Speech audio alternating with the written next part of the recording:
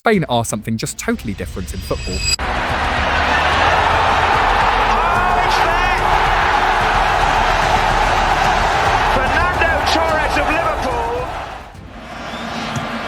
Oh, it drops for Fabregas, who looks for Iniesta, who's onside! Spain score! They take advantage of the extra man, and they believe they're going to win the World Cup for the very first time. They do not merely win, they redefine the very concept of winning. By manipulating space, dictating tempo, and controlling every breath of the game, they make their opponents feel as though they are playing an entirely different sport. Spanish football is a one-of-a-kind chapter in history, and that chapter has not yet reached its conclusion. This is a well-oiled machine. Players know each other well. They've had success in the Euros. There's no reason why they can't win the World Cup. As the reigning European champions, sitting second in the world rankings and boasting a squad of stars coveted by half of the old continent. Espanha porque eles ganharam a última Eurocopa, tem time que já joga há bastante tempo. Tem o Lamine, que é dos melhores jogadores do mundo, sempre faz coisas incríveis dentro do campo, então é jogador que pode ganhar a Copa do Mundo sozinho. This team has played the tournament better than any other team I remember in my lifetime. And that goes for Argentina, that goes for France, that goes for any other national side. Because this is not just that they won every game, they've been superior to every team. Spain are marching toward the 2026 World Cup with the posture of a conqueror. Spain remains the sacred ground of football's finest craftsmanship. Elite technique, fluid ball circulation, and an exceptional sense of spatial awareness have become ingrained in the blood of this generation. Yet the defining difference of this team lies in its pace, directness, and aggression, qualities that previous Spanish sides never truly possessed. Much of the excitement surrounding this squad has been ignited by the Barcelona contingent, spearheaded by Lamine Yamal. Got a bend on it! That is simply amazing! The youngest player to ever play in the semi-final of a major tournament has just delivered a goal for the ages! Despite being only 18 years old, he has already emerged as one of the most elite superstars in world football. With 24 goals and 17 assists across all competitions this season, Yamal is truly a footballing wizard in the final third, a new icon of the national team. People have now begun to forget the phrase the youngest when defining him, and honestly, nobody can blame them. He's exciting to watch in a generation of wingers that play side to side, get to the byline, cut back, go to somebody else. He's direct. He wants to kill the opposition, but with a beauty and a grace. Look at the way he goes past people here. And most importantly for me, he wants to score and he wants to win. Next is Pedri, who serves as the central hub that keeps everything in midfield running smoothly. That from Jules Koundé, and here is a chance. That is 2-1, and this time it's Pedri. Work move down the right. Barcelona. Numerical superiority. He's very good bringing the ball out. Oh, Pedri with a dip of the shoulder. He'll cut this one back. It's Lewandowski, and it's wide. He is continuing Spain's tradition of producing world-class conductors in midfield. It is Pedri's tactical vision, passing ability, and remarkable spatial awareness that allow Spain to dominate games and create scoring opportunities. Alongside him stands Gavi.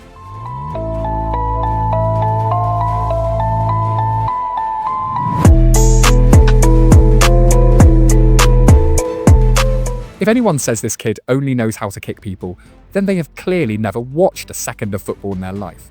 Yes, Gavi is aggressive, tireless, and exceptional in duels, but his foundation is pure La Maja technique. Do not let that rugged exterior fool you. Barcelona's influence in attack is completed by Dani Olmo.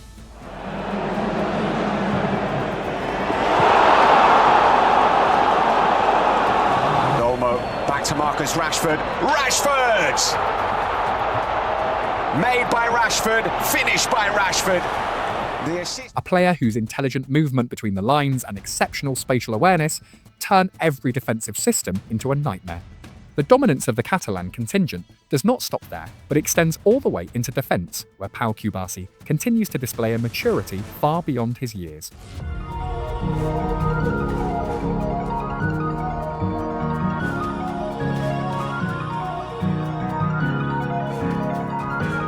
At 19 years old, he possesses rare composure on the ball and outstanding game-reading ability, firmly establishing himself as one of the most important defenders in the current squad.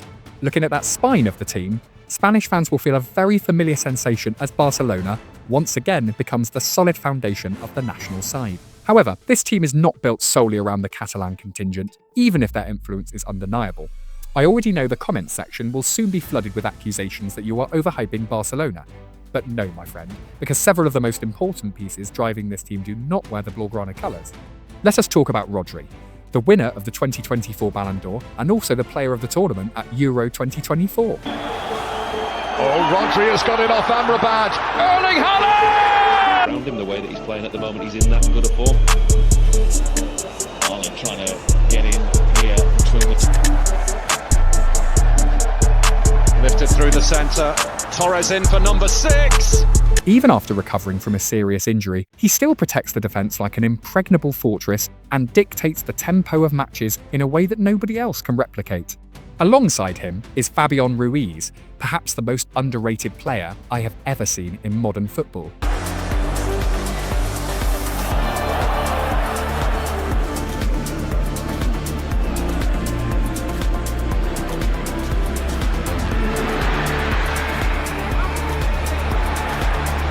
Ruiz plays with incredible flair and remains a constant threat to the opposition goal through his forward surges from midfield.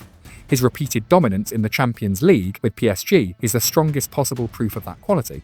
And it does not stop there. Spain also possess Martin Zubimendi, the man who replaced injured Rodri in the Euro 2024 final and then completely outclassed England's midfield. This is exactly the kind of world-class backup every major team dreams of having for a starting position. Further forward is Nico Williams, Athletic Club's explosive weapon, blessed with blistering pace and dribbling ability capable of tearing apart any defence.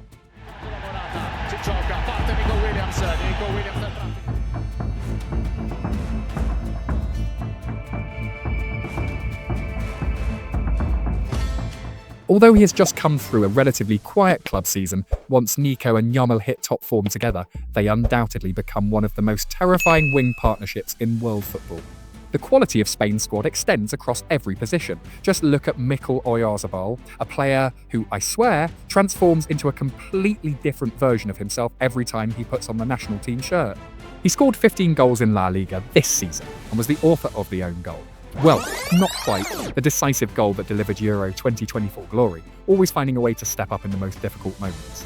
On the left flank, Alex Grimaldo is essentially a winger disguised as a full-back, producing attacking numbers that surpass many genuine forwards. Meanwhile, Marc Cucurella remains exactly who he has always been, a tireless running machine whose passionate style and provocative antics drive opponents to frustration. Finally, standing between the posts is Unai Simon, the hero who saved 2 penalties in the 2023 Nations League final. At the moment, Spain needed him most. It is clear that Spain possesses an astonishing and remarkably balanced pipeline of talent across every area of the pitch. With such a solid foundation in place, it will be extremely difficult for any rival power to catch up with them over the next few years. It's a more settled Spain and it's a calmer Spain camp. Remember, the Spain team that won the Euros is a very young team, right? And a team that you looked at with all of their stars. It's a side that it's one of those golden generations. They're stacked, and they will be one of the favorites. There's no denying the talent. There's no denying what they have. The terrifying dominance of this new generation inevitably brings to mind one of the most glorious chapters in the history of Spanish football, Euro 2008, the 2010 World Cup, then Euro 2012. 3 major trophies in the span of just 4 short years created a dynasty that many consider the greatest in football history, not merely because of the silverware, but because of the way they dismantled their opponents. The trio of Xavi, Iniesta and Busquets brought Pep Guardiola's original tiki-taka blueprint from Barcelona and imposed it onto the international stage. Do you think there's ever been a better midfield than Busquets, Xavi and Iniesta? No. Not a chance. So I'm trying to think about Real Madrid midfield with Redondo. Makaleli as well was in that for a bit with Zidane and Figo. Well, you had Casemiro, you had Kroos and you had Modric. I think I'd still go Barcelona one. The Barcelona one's better than that. Oh, Xavi and Iniesta, Busquets. To be honest, when Messi left, we all cried. But the one that made most difference was the Busquets. When Busquets left, really, you could actually feel that the team was broken down. You mentioned 2 players there again, I go back to the same thing. Lionel Messi was getting the accolades, and rightly so. Samuel Eto'o was outstanding. Ronaldinho, I played in that team. Some of the players, but the most important players were Xavi and Iniesta. At the time, opponents barely had the chance to touch the ball, powerless to apply pressure and completely drained of energy. Spain dominated possession to an absolute degree, turning the pitch into their own sacred territory, where opponents were nothing more than hopeless visitors. But eventually, every empire must come to an end. Brazil 2014 saw the reigning world champions suffer a humiliating 1-5 defeat to the Netherlands in their opening match. Arjen Robben with Sergio Ramos. Arjen Robben. There could be a fifth. There should be a fifth. There is a fifth. Louis van Gaal. Arjen Robben tore through the Spanish defence time and time again, while Iker Casillas, once the symbol of invincibility between the posts, endured one of the darkest nights of his career. The subsequent 0-2 defeat against Chile proved to be the fatal blow, officially sending the Kings home from the tournament at the group stage.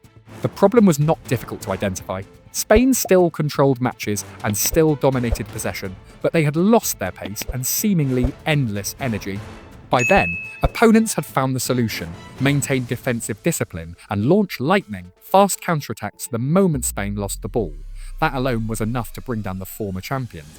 Then came Russia 2018, where tragedy struck again in the round of 16 penalty shootout.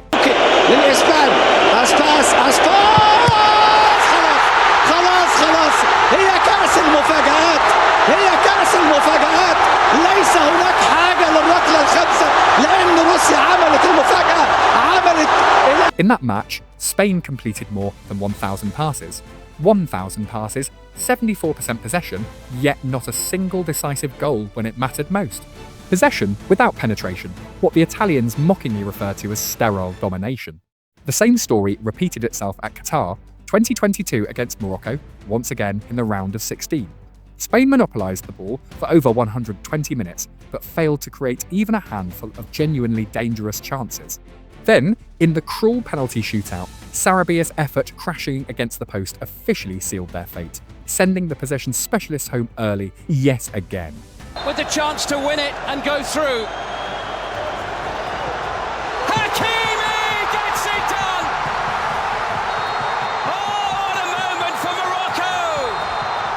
Achraf Hakimi! 3 consecutive World Cups without reaching the quarter-finals. A team that once represented the pinnacle of football intelligence and technique was now being labelled the greatest ball merchants in the world, capable only of passing and passing without producing any end product. Painful, isn't it? How could it not be? Passe, passe, passe, passe, passe, passe, passe, passe, passe, no goal, no goal, no goal, no goal. At a time when belief had hit rock bottom and the demand for change had never been stronger, a watershed decision was made. At the end of 2022, the RFF dismissed Luis Enrique and appointed a man who, honestly, most fans immediately had to Google to find out who he actually was. Luis de la Fuente, 62 years old. No glamour, no legendary reputation. His resume consisted mainly of 9 quiet years managing Spain's U19 and under-21 sides. Following a humiliating 0-2 defeat to Scotland in the Euro qualifiers, scepticism rose to such levels that fans began questioning whether the federation had turned itself into a joke. Yet de la Fuente chose to remain silent. He stayed calm because he knew exactly which young blood was about to step into the spotlight. The philosophy he patiently built was completely different from that of his predecessors. This was no longer the outdated version of tiki-taka, the kind of possession football used merely to defend and slow games down. This was possession designed to destroy opponents. The 4-3-3 system operates with Rodri as the holding midfielder, 2 number 8s constantly exploiting the half spaces, while Yamal and Williams hug the touchlines to stretch defensive structures to their limits and force opposing full-backs into impossible dilemmas. More importantly, whenever Spain lose possession, they no longer retreat into a deep block. Instead, they immediately activate a counter-pressing system, applying suffocating pressure for 5 to 6 seconds in order to win the ball back before the opposition can establish any rhythm. It is a direct and aggressive weapon that the original version of tiki-taka never possessed. That is de la Fuente's Spain. Nos sentimos cómodos en esa versatilidad de dominar el juego en un repliegue incluso bajo, bloque medio, bloque bajo. Tenemos facilidad para poder desplegar luego rápidas transiciones, rápidas situaciones de ataque, rápidas situaciones de poder aprovechar los espacios que generan los rivales cuando juegan más adelantados, y cuando nos permiten dominar el control del juego y jugar y tener más posesión de balón, exactamente igual. Era mantener esa misma idea. And the results? The 2023 Nations League title became the launching pad for an extraordinary Euro 2024 campaign in Germany, where Spain won all 7 matches. Croatia, Italy, Germany, France, and finally England all fell one after another, with nobody capable of even holding them to a draw. That was not luck, that was the absolute dominance of a new king. Wonderful. Now, let us move on to the part I have been looking forward to most as we break down the real-world scenarios. Looking at the group stage, Spain find themselves in Group H alongside Cape Verde, Saudi Arabia and Uruguay. Marcelo Bielsa's Uruguay are clearly the only genuine challenge at this stage, but the balance of power still heavily favours La Roja, making top spot in the group virtually unquestionable. But the tournament truly begins in the knockout rounds, where I see major cracks that many people are deliberately choosing to ignore. First comes the Rodri dilemma. He has just endured a nightmare sequence of injuries, ranging from an ACL tear to a groin muscle injury toward the end of last season. Although the midfielder is on his way back, whether the version of Rodri we see at this World Cup can still reach the extraordinary standards he displayed at the Euros remains a major question mark that can only be answered once the tournament begins. The next concern lies with the star duo of Lamine Yamal and Nico Williams, both of whom are heading into the tournament with uncertainty surrounding their availability due to hamstring injuries. Every question to Coach Luis de la Fuente, the first one in every press conference, is about the injured players, the recovering players, about Lamine Yamal, about Mikel Merino, and the players that about Nico Williams as well, the players that aren't fully fit. He keeps insisting they will be fit for the first game. He always caveats that by saying they might not start the first game of the World Cup. Although De La Fuente consistently insists he has no doubts regarding their readiness at a brutal competition like the World Cup, recovering from injury and reaching 100% form are two entirely different things. It is important to remember that Spain rely on the strength of this duo out wide more than any other national team in the world depends on its wingers.